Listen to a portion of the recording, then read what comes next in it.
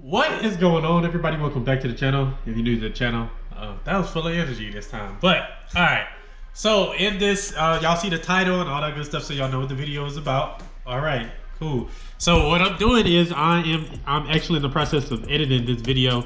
So I'm gonna give y'all, I guess, the beginning of the story, and then show the middle, and then give y'all the ending of what happened for this, and this can help somebody out of how to deal with a customer that's complaining or saying something wasn't done or anything like that. So I will know by the comments who actually watched the video all the way through and who didn't. So let me catch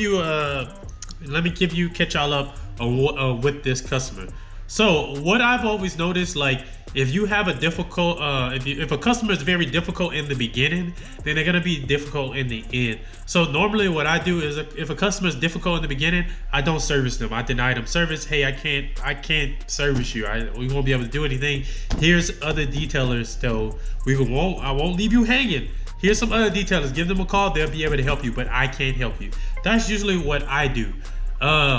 This particular customer, good guy and everything. He was really nice in person, but when he went to go schedule, you know, we went through everything. I was sending him the packages, and he told me to pick one. So I suggested one off of what he told me. Hey, this is my gold package. It's a wash and wax and a basic interior cleaning. Since you're saying the inside of the boat vehicles are immaculate, then there you go. This is the package for you. It's not a deep cleaning, it's a basic interior cleaning. It'll get the job done, and it's a wash and wax. It'll add some gloss to the paint, and it'll have some protection, because he wanted to enhance and protect. He didn't want to do the paint enhancement. So I was like, all right, a wash and wax is good. Sent everything out, told him about the deposit. He was okay with that. He sent me his number and all that good stuff, right? After he sent me his number, I sent the deposit out. Like I said, it goes to their phone. The day after, I was about to cancel because he didn't pay the deposit. He sends a message and says, hey, I'll pay what you're charging, and I do want to schedule for this for Sunday, but I don't like paying deposits with my card. I don't want to put a deposit down. So basically I told him, hey, if you don't put a deposit down, then I'll be forced to cancel the appointment, and so on. They just explained it to him and saying, hey, I don't see any card. If you're worried about me seeing any card information, I don't see any card information. So therefore, you know, I explained to him that with Square is basically you pay Square, Square pays me. Your money goes to them, they send me money, or whatever. So I kind of explained that to him, and then I said, if you would like to cancel, just let me know. He said, yes, cancel. So I told him, okay, he said, sorry, yes, just cancel. I said, okay, no problem.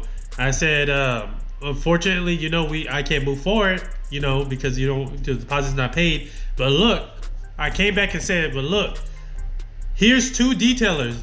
These two detailers I recommended two other detailers in San Antonio. I said, I think both of these detailers don't require a deposit, and I think they're more so a cash-based business. And I said, you know, have a great day. He came back an hour later and said, hey, can you resend the deposit? I'd like to go ahead and schedule. Said, okay, no problem. Boom. Sent it. Everything was good. Went to the house, did the detail or whatever. And that was that. He was happy with it. Nothing. He checked over the cars. I did 2 cars from him. The total, I made $600. So it was $250 for the truck and $300 for the Navigator. He gave me a $50 tip. Everything was good. He paid with a card and all that stuff. All right. So we're gonna fast forward past that. The next day, he sends me a message in the morning saying that he got charged an extra $40, which was a deposit. Which, this is the first time that Square has done that. I don't understand what really happened, but it charged him again for the deposit, which was weird. So I looked into it, and he was correct, and I told him, I said, correct. I'm gonna go ahead. If you have Zelle, I can send you the money instantly, or I can refund it. It'll take about 2 to 3 days to go back to your account to credit that card. And he said, well, he said, all I have is Venmo. If you don't have Venmo, then just refund it. That way it'll go back to the card. I said, perfect, refund it. When I refund it, it sends a receipt. It lets them know it's been refunded. It gives them a receipt, and you can also keep track of the status of the refund on my end. I'm not sure on their end. So that happened. Couple of minutes, we gonna go ahead and I'm gonna show y'all the vehicles and stuff, right? All right, y'all. So this is the first one. We're gonna do basic interior with a wash and wax. Wipe down these seats.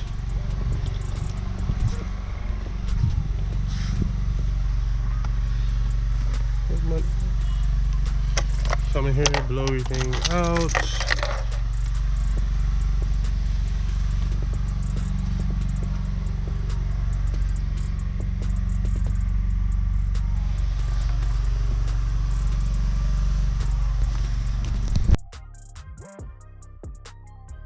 Also, put them lines up and down again.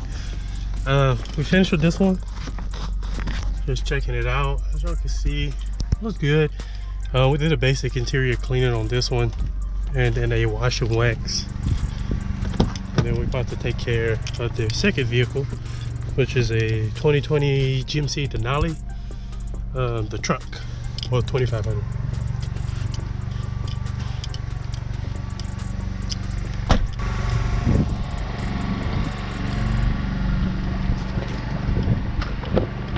So I did not record anything with this one, but I'm gonna try to record some of the next one.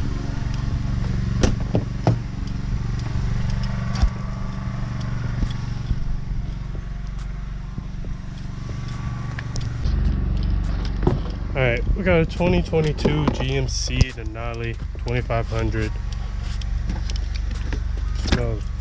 Smells brand new. We're going to do the same thing, basic interior detail and a wash and wax. So take these out.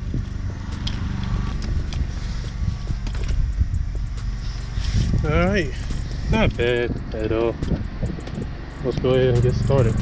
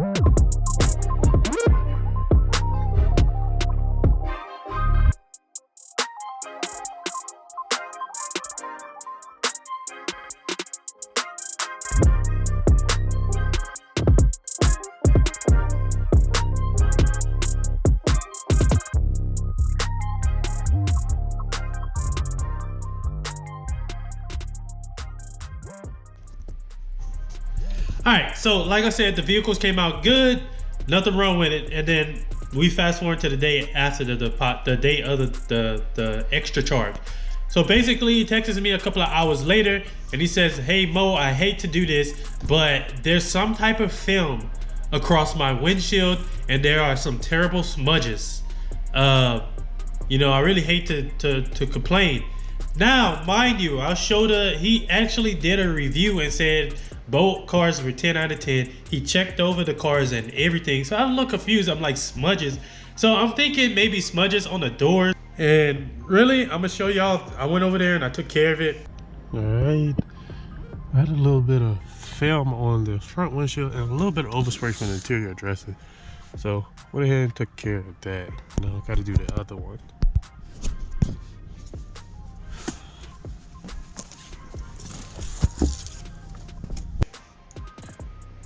So what it was is when I sprayed the interior dressing, I think a little bit got on the bottom portion of the window, and then the same thing, maybe the same thing, I don't know, for the navigator as well.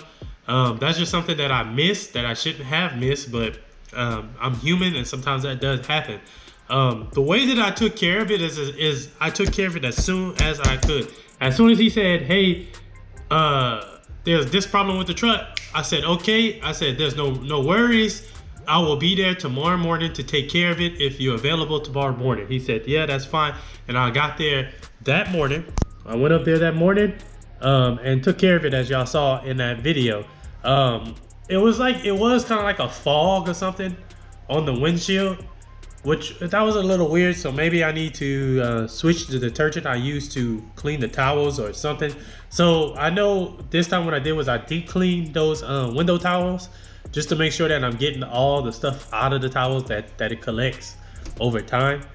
But yeah, so naturally, like I said, y'all, when you're dealing with a customer where they're complaining about something, luckily for me, all they were complaining about was the windows. That was it.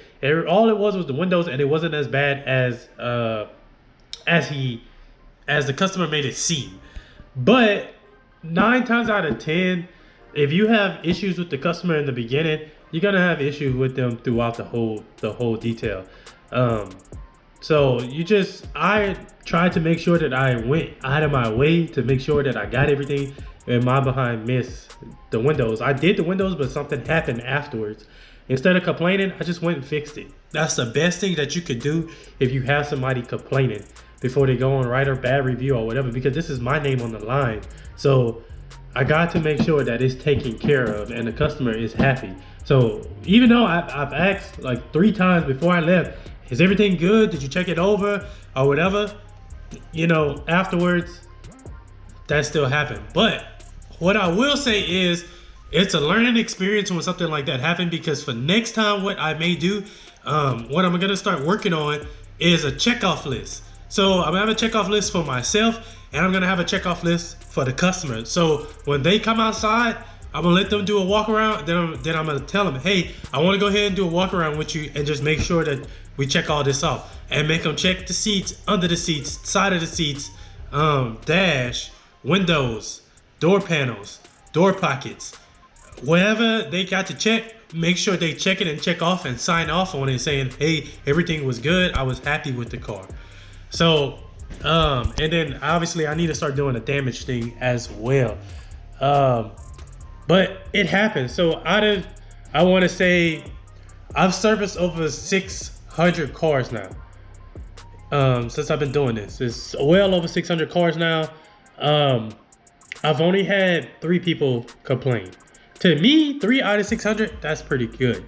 And my first complaint was the customer wanted me to do seatbelts, and I didn't make it. I didn't tell them I don't do seatbelts like that.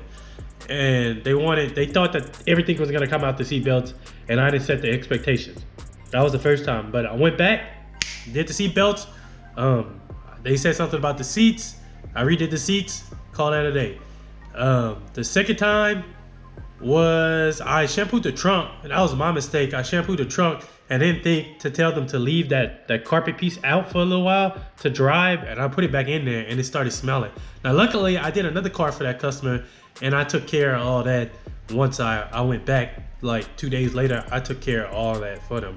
And I also offered them to come and do an odor removal just in case, but they were pretty cool about it. They wasn't really complaining, they was just letting me know.